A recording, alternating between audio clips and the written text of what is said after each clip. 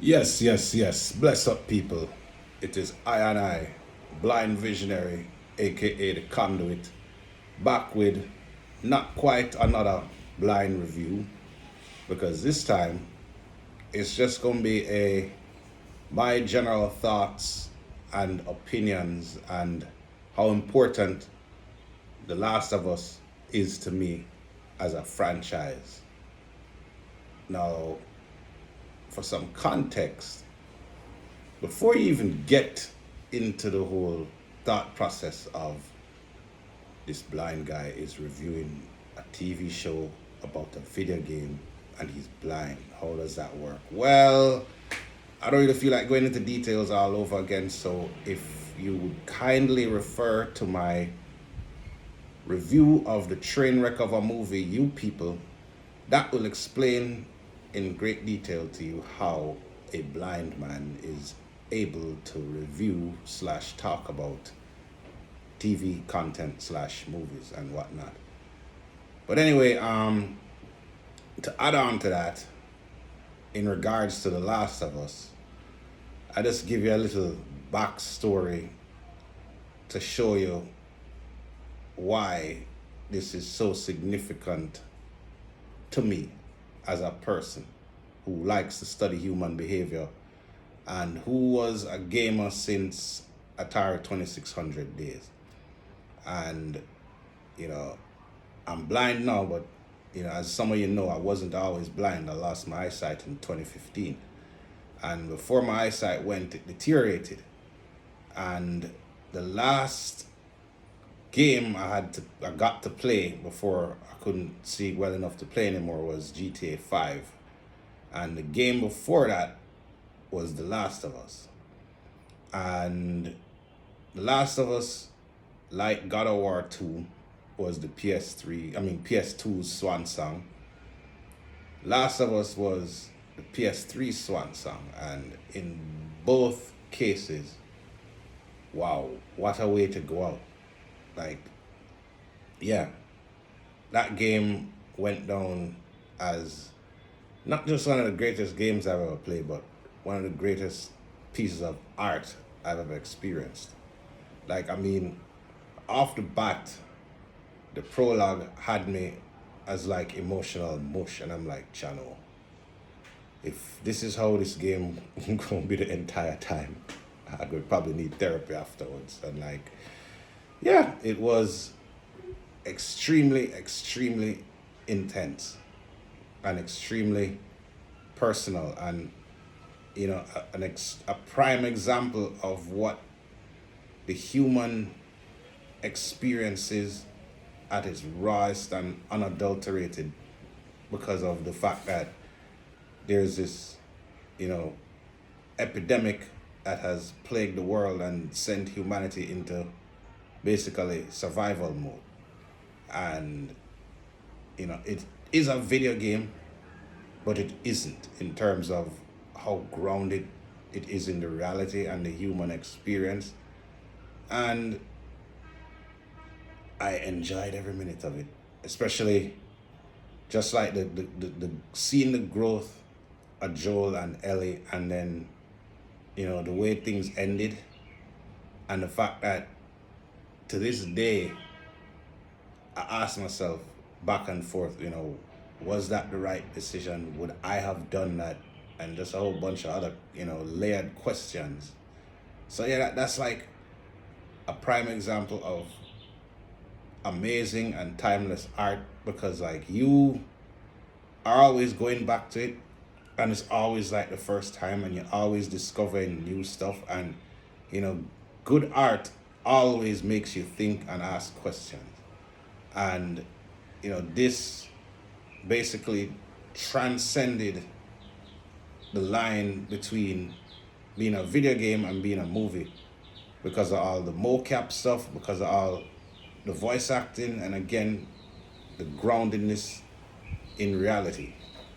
Now, fast forward to me losing my eyesight. I played through the game twice before that. And since then, over the last couple of years, I would revisit the game and just reminisce on YouTube. So the whole premise of the story and the structure is very, very much embedded in my mind because of the, special place in my heart the game had to me, sorry. And after a couple of years, I believe the first thing they announced was they were planning to do a movie.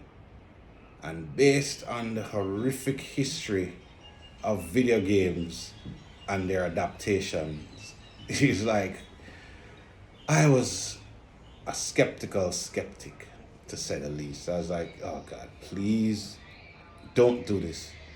Do not tarnish this amazing franchise. Just please don't do it, because it is not going to end well. It's probably going to be like a really cheap knockoff of The Walking Dead. It will be nothing like the game. I thought all of that, and I was like, please shelf this. Bad idea.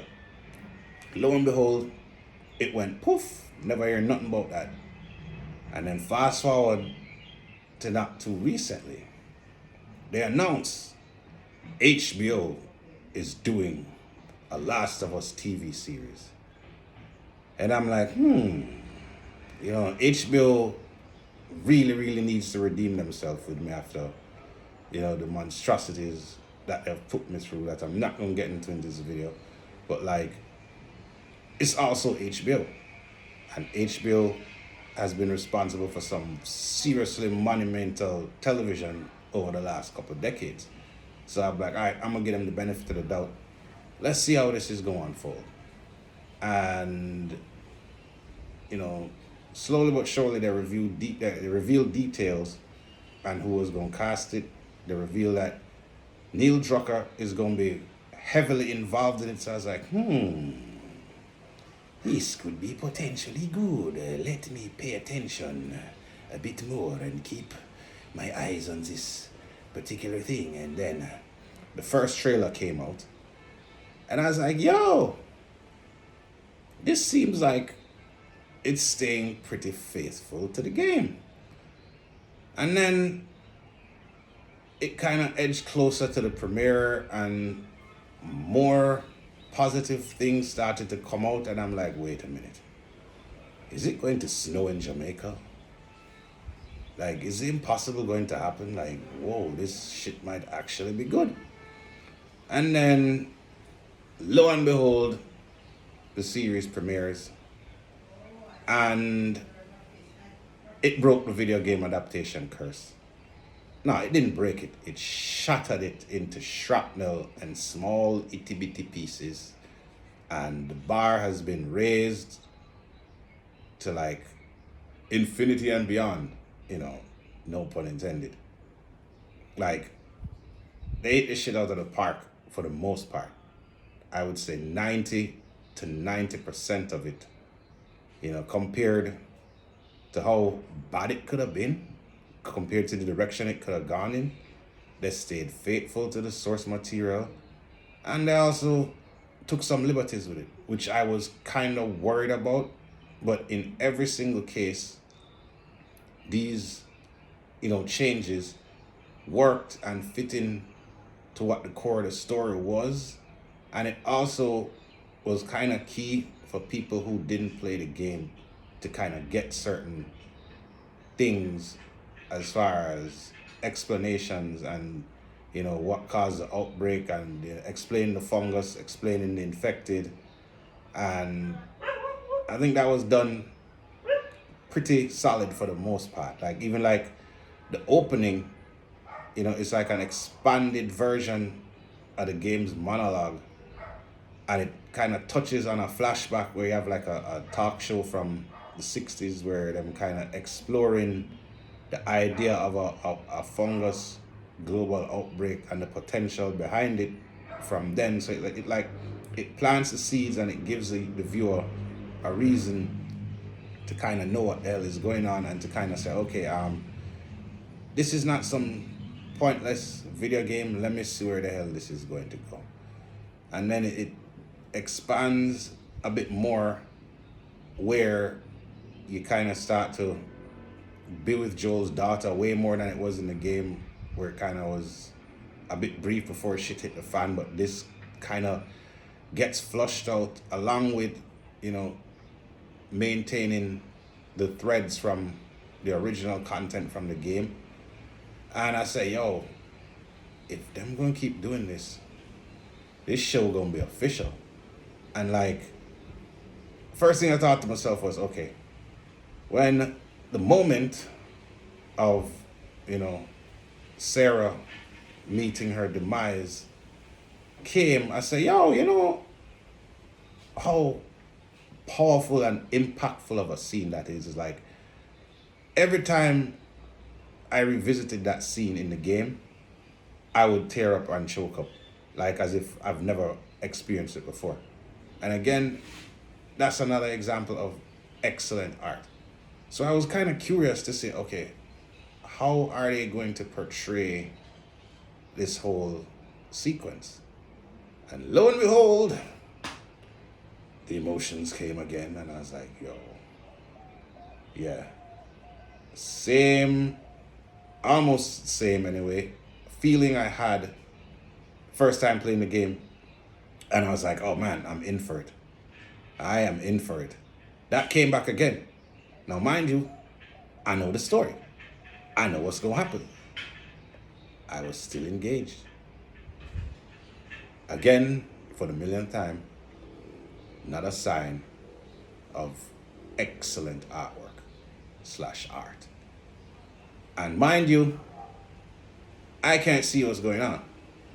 So I have to go off of mainly my references from the game and descriptive commentary. And that has its limits, but I think between my past experience with the game and my knowledge and whatever, I can actually give you a valid take on this game and even on this franchise up to the point of part 2 in general. And it is something that I believe more writers should kind of take heed to, as far as you're telling a story and it's fiction, but it's grounded fiction. Fiction that is very, very possible. I mean, COVID kind of give you an example of that. And the funny thing is, this game was written and made before COVID. And the fact that it throws morality to the wind. And bad people occasionally do good things, and good people do bad things way more than they should because they're good people. But it's based on the circumstances and what the world has forced them to become. Or in some cases, what the world has made them become, which is who they really are, but they had to suppress because of the restraints of society. So that is very, very much on display. You know, it parallels the same parallel that is in the game, you know, transfers over to the TV show. And then, you know, the same thing of, okay, you fast forward 20 years and Joel is this hardened survivor with little to no emotion. And, you know, yeah, he's with Tess, but it seems like, okay, he's with her, but he checked out emotionally. And I don't think it was intentional.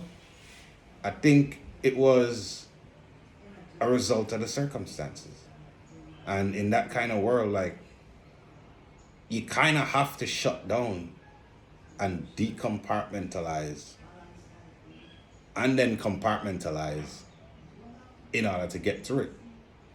And I think that if he, in the beginning, if he was like leaning towards trying to hold on to his humanity, when he lost Tess, the way he lost Tess, he was like, I'm done.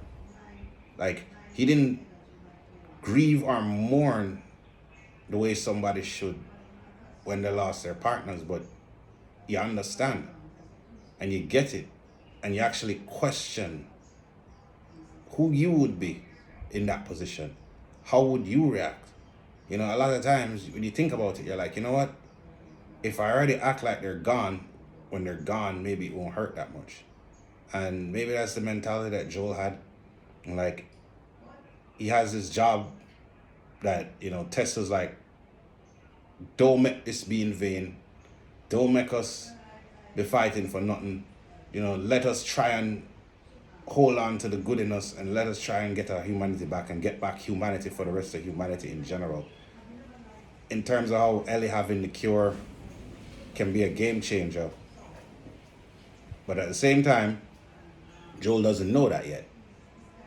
Until the situation where, Tess's demise is inevitable. And he's like, oh shit, okay. So then now he is stuck with Ellie, and he's like, all right, I'm doing this job. Get it over with. Get my damn guns. Deal with what I have to deal with. Get the hell with. All right, first of all, let me touch on the Firefly portrayal and like Marlene and all of that. Super, super accurate to how they were in the game. And that's like one of many things that's just apparent throughout this entire series, even with the changes. And then you gradually follow the same story arcs as the game, but with a bit of like additional flashbacks. Like, I think like one of the first ones was like they expanded on the whole sequence with Bill, whereas in the game you don't meet Frank. You kind of know what happens through various dialogue interactions and notes and shit that you find. But in this, you actually get the story fleshed out, and you get like a more humanization of Bill as opposed to how he was in like survivalist get through the apocalypse mode type shit. And it's like, yo, how is this a bad thing? I hear critics talking about, oh, The Last of Us is bringing in the agenda and blah. I was like, look, fools. This shit is based on something that was written before all this crap was even an issue. That's one. And two, a lot of you people who speaking on situations like that, you know what you sound like? You sound like a bunch of racists who, not too long ago, and unfortunately, with the resurfacing of what's been going on recently, they will say things like, I don't want to see them niggers on the TV, or those black boys can't be taking away our white women, and just endless bigotry that is along the lines of what you're doing to people who have no control, who over who they are.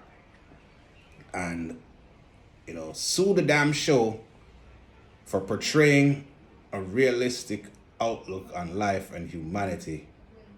Like, yeah, they're there, people, deal with it.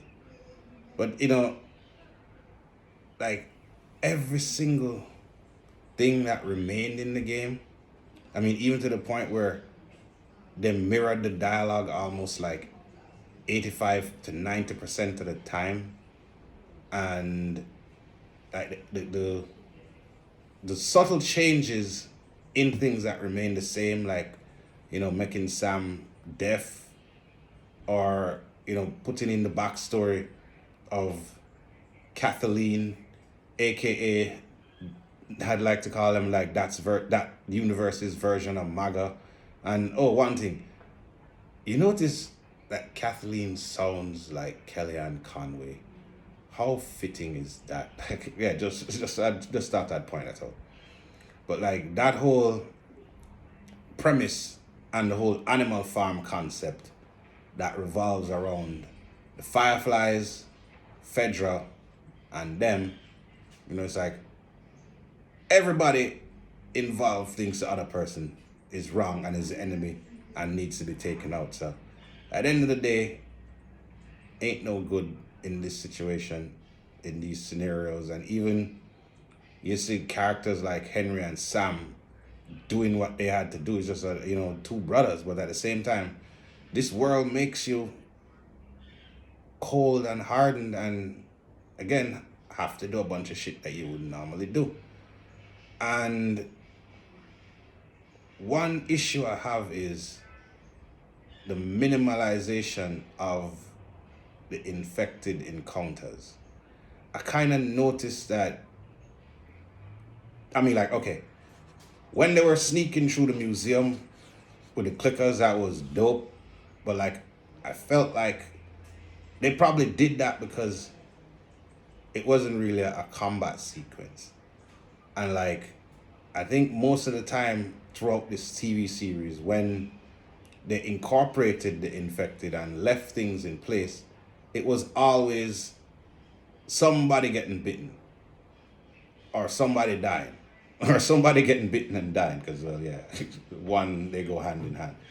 And like, I feel like, yeah, they wanted to keep the emphasis on the human experience, but man, like the brutality of some of the combat sequences from the game, A, they were doable, and B, they would actually like be pretty official, as far as manifesting them into their TV version. Like, I mean, you mean to tell me with John Wick and all the action sequences and even The Walking Dead, AMC, you can't tell me that AMC has a bigger budget than HBO. But either way, that is a small gripe that I have that doesn't take away from the quality that is this show. Like, this show impressed the hell out of me, and as most people know, I'm a very, very hard person to impress. And even though I have a personal stake in this franchise, I wasn't going to let that affect how I feel about it. If it was garbage, I would have been on here telling you how much it is garbage. But it is not. And the fact that they put the entire game into 9 episodes without sacrificing very much is an accomplishment that should be commended. And the placement of the various events, whether they were originally in the game or not, everything was sequenced like completely the way they were supposed to be. And like, for example, episode 7 that was based on the Left Behind DLC. Speaking of that, I need to get the 2 volumes of the No Pun Intended book. Like, that is bucket list shit. But anyway, yeah, that whole, sequence and flashback, I think it fell into place at the right time in the series, because like in the game, they recommend that you complete the story first before you play it. So that was kind of something that was pretty close as far as them keeping true to the way the game wanted you to have the story unfold, whether it's present and flashbacks and whatever. And they nailed that. And then now, ahead of time, I was like, okay, how are they going to deal with the whole winter aspect and the cannibals and David and Joel being injured and all that shit? And I wasn't let down. I wasn't disappointed, except for one little small gripe that of course involves infected. Of course it does. But like, the fact that they kind of flushed out who the cannibals were, and the fact that, okay, some of them didn't even know that they were subjected to cannibalism and they were eating humans, because of the situation. It kind of paints them in a darker picture, or a slightly darker picture than they were in the game, because of how more flushed out they were. And I like how things mirror the game a lot more and a lot less in this episode. Like, that's a really, really tricky balancing act, to have all this new stuff but also hit the major points of such a significant part of the game. And the guy who actually plays David is more creepy than the David in the game. And all of that shit plays out exactly the way it plays out in the game, where, you know, them bargaining and bartering for the deer, for the medicine with Ellie. And Ellie's like, I don't trust you, you know, rightfully so. But then they're doing their best to be, oh, we're harmless. Just let us help you. And, you know, dude goes to get the medicine like in the game, but unlike in the game, they don't have to fend off a bunch of infected and hold on the fort till dude gets back. And I think that would have been, I mean, you could have left that. It could have been a way to kind of even add to the fact that, okay, in this world, somebody can help you and then turn around in a heartbeat and stab you in the back with a blink of an eye. Like, that indicates that to the 15th power. And then when Ellie falls victim to the inevitable, you know, okie doke, I'm like, yeah, this is the game all over again. Because as people who have played the game know, this is like one of a few key super intense moments. And even though it had various changes, it hit all the notes of the original, especially the climax with Ellie and David. And again, I know the damn story, but I'm sitting on the edge of my seat going, shit, you know? There's a part 2 for the damn game, so you can't go, oh, well, and I know Ellie in it, so like, why am I going, I hope Ellie makes it out of this. Again, amazing art reflection, and million kudos for that, and all the other brilliant things you did throughout this TV series. And the fact that you see Joel finally in the midst of his humanity, and you know, he called her baby girl, like when he came to get her, he called her baby girl, and it's like, yeah, the way he said it was like, she got to you. You care about her. Yeah, it's on now. You know, Mr. Heartless is gone. And just the fact that this whole journey went to all these different cities and all these different states. A big thing I left out, because there's a lot to cover, and I'm like doing this with no notes or no nothing, so bear with me. But like, when he passed through Jackson and reconnected with his brother Tommy, that was interesting.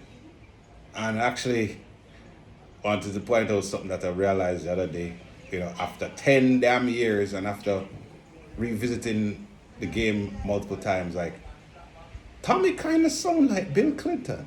Like, he sounds like a younger Bill Clinton, where his voice isn't as aged and wobbly. So don't take my word for it though. Go back or go to the game and find a clip with Tommy, and you'll hear exactly what I'm talking about.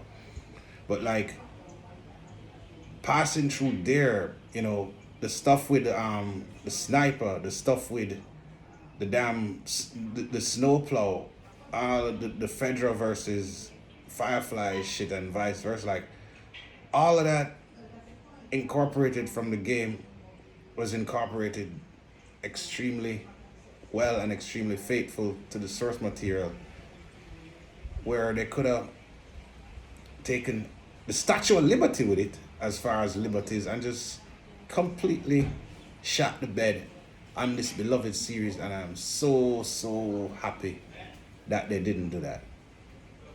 And I'm all over the place, but again, I am recapping an entire 9-episode TV series and paralleling it with a game in one video with no edits. So bear with me. Better yet, attempt to do a better version of this than me before you criticize me. Anyway, I digress. Now we get to the damn season finale. And you always know, in a lot of cases, the execution can be excellent. But then you ask yourself, are they going to stick the landing? And in this particular case, them land the plane and the audience, including me, applause. I don't know if you noticed or you ever been on a flight with a bunch of Jamaicans, but anytime the plane land in Jamaica for some reason, we always clap. And like, I've never seen that anywhere else throughout my travels. So yeah, I had to use that analogy. But yeah, right out the gate, you have a actual shift off course with like one of the most crucial, I think, flashbacks of all flashbacks that were new. And you see Ellie's mom basically about to give birth to her. And when this is happening, she gets bitten by a damn infected. See, what I'm talking about is when they incorporate the infected in this show is like, for the most part, this was somebody who end up getting bit. You know, more than it being an actual action sequence. But it definitely gave you even more backstory and significance to who Ellie's mother was, because you never really knew that in the game. You just knew that she was Marlene's best friend, and you know, Marlene told her to look out for Ellie after she died. So this being flushed out and shown the way it was shown, and the fact that Ashley Johnson, who played Ellie in the game, played Ellie's mother, was a really, really dope way of literally the character from the game giving birth to Bella Ramsey's character, which is one and the same. Like it was bugged out. And after that happened, and then the whole sequence of her having Ellie and telling Ellie, oh, you're a fighter right out the gate, and you know, having high expectations, and yeah, my daughter is gonna be tough, and just forecasting that was very, very, very empowering and well done. And like the way she actually got rushed by the clicker and got infected, that was pretty intense, even though it was one infected. And then Marlene coming in after the fact and, you know, having to kill her and all that shit. Like you heard about it in the game, but actually seeing that being flushed out, you're like, yeah, this is gonna make the season finale have a little bit more oomph of an impact than it wouldn't have had without that sequence in it. So then it follows the basic arcs of the game for the most part from this point going forward. You know, where they're almost at the Fireflies medical facility in Utah, Salt Lake City. And you see the giraffe sequence, and it mirrors the giraffe sequence in the game, down to the dialogue, down to, you know, Ellie finally coming down off of her super traumatized from what happened with David type of scenario. And the fact that, okay, Joel is now really, really invested, and he really, really cares about his character. And he's like questioning, should I really do this? You know, like it's really his decision when in reality it's Ellie's decision. And that kind of builds up the same way it does in the game, and things unfold as far as them on the highway, and you know, them eventually Ellie almost drowned into the point where she passes out, and then, you know, when Joel is trying to resuscitate her, the Fireflies run up and knock his ass out, and that's parallel to the game. And then, you know, they wake up at the hospital. You know, Ellie's nowhere to be found, and them explain everything that going on, just like in the game. Like, I think they realized like, okay, this is Endgame, and all this stuff is pretty crucial. So we're gonna play it out frame for frame almost, to the point where Joel finds out what is going on, and the humanity that he just regained, he just goes click, turns it off. I mean, Rambo argued that he can't turn it off, but Rambo never met Joel. And dude basically, ironically, became Rambo in that sequence, where he's like, look, once Marlene told him in order to get this cure, them going to have to kill Ellie, he's like, hell no. I don't care about the world. This little girl is my world. Find another way. Now, as somebody who's not a parent, I didn't understand that. But then I built with a bunch of people who were parents, and they gave me their perspective in terms of what they would do for their children and the extent that they would go. And they say, yeah, if that was my daughter, you're damn right I'd do the same thing. Versus if it's them responsible for just somebody. But like the whole maternal and fraternal thing and unconditional love, to the point where I will literally go into the depths of hell to get you if I need be. That is on full display here. And like, I don't think people who have never been subjected to unconditional love, or who don't know how to love unconditionally themselves, can understand the rationality in this man's decision. But when you really think about it, it is a violent, brutal, everybody get it type of scene. But at the same time, if you think about it, it was done from a place of love. It's not going to make sense in the logical mind to people who don't understand the concept that I'm, touching on right now. But those of you who get it, get it. And beat for beat, he gets her out there, he kills the doctor, and makes his way out to the facility. And everything plays out the exact same way the game ended. Even the dialogue, like they're like, you know what? We're not even going to tamper with this. It was word for freaking word. And yeah, Ellie basically knew that he lied to her, but for what reason I still can't understand, or I still can't figure out. It's left for interpretation. But like, she knew he was lying and gave him a pass. And that's another example of unconditional love. In terms of, you knew somebody did something, you can basically call them out and take them to court right now. But you're like, you know what? For some reason, I just gonna let it happen. And she definitely was going off of, my bullshit radar went off, but I'm gonna let this slide. And just like with the ending of the game, I applauded. Not as heavy, but I was like, good job. You stuck the landing, you stayed true to the source material, you stayed true to the essence of the characters from the game, like Bella Ramsey, 2 thumbs up. Pedro Pascal, 2 thumbs up. All the rest of the supporting cast, for the most part, I don't think there were any weak links. Neil Drucker, thank you for keeping the essence of your masterpiece intact in this TV show.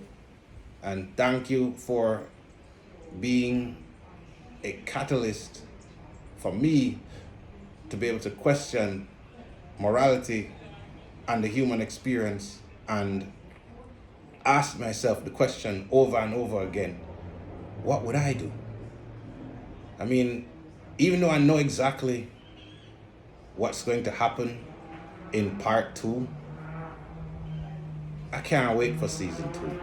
And I believe because of the length of part 2, season 2 is probably going to be part 1 of part 2, if you're following me.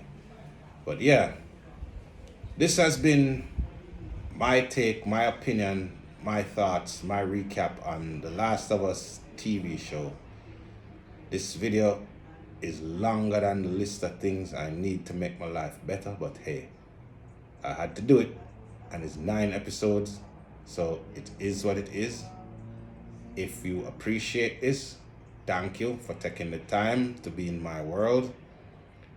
Subscribe to the Culture Corner, like this video and all my other blind review videos. Check them out. There's a playlist on the channel.